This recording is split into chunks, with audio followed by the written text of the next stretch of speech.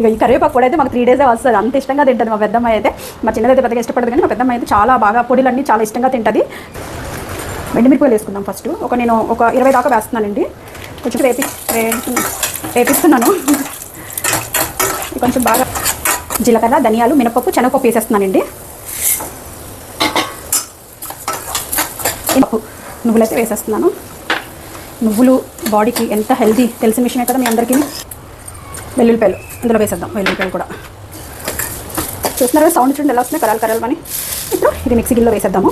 అంతా కూడా mixie పట్టేద్దాం. First ఇది పొడి చేసేసి ఆ తర్వాత పల్లీలు అవన్నీ కూడా, జీలకర్ర ఇవన్నీ కూడా కచ్చపిచ్చగా అయింది కదా. ఇప్పుడు మనం ఎండుమిరపకాయలు వేసేసుకుందాము. ఇందులోని ఎండుమిరపకాయలు అన్నీ కూడా వేసేసుకొని మిక్సీ పట్టేద్దాం. అది టేస్ట్ చూసి ఎలా ఉందనేది మీకు చూపిస్తాను పదండి. ఇందులో సాల్ట్ వేసాను, సాల్ట్ సరిపోయిందా లేదనేసి కూడా ఒకసారి చూద్దాం మనం.